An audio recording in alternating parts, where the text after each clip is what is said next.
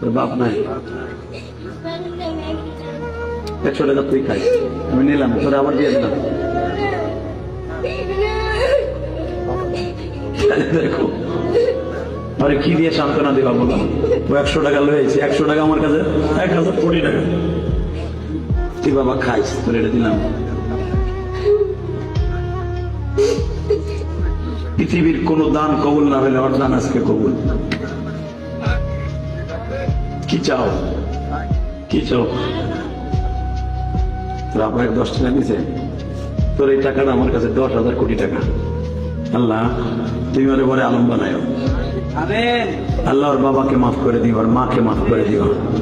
আল্লাহ ওর মনের কষ্ট তুমি বুঝছো, তা না হলে এই হাজার মানুষের সামনে দাঁড়িম করে স্টেজে পড়ে গেছে, দাঁড়িম করে পড়ে গেছে।